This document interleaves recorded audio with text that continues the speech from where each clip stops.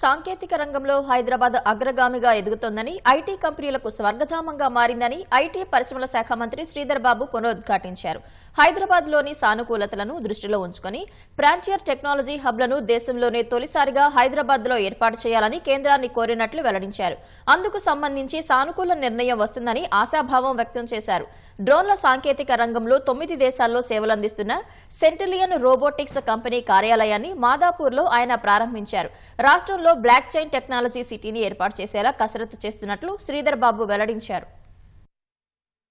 ఈరోజు block chain సిటీని ఏర్పాటు చేయాలనే ఒక ఆలోచన ఉంది. మరి బ్లాక్ చైన్ సిటీ ఏ విధంగా ఏర్పాటు చేయాలి, ఎక్కడ ఏర్పాటు చేయాలి ఆలోచన చేస్తూ అనేక మందితోని సంప్రదింపులు చేస్తూ ఉన్నాం. అది కూడా ఒక డెడికేటెడ్ సిటీ 100 ఎకరాల విస్తీర్ణలతో ఏర్పాటు చేస్తూ ముందుకు పోవాలనే ఆలోచన చేస్తూ ఉన్నాం. రిపోర్ట్ను తయారు చేసుకొని అతి తొందరలోనే దాని గురించి కూడా ముఖ్యమంత్రి గారు ప్రకటన చేయడం జరిగింది.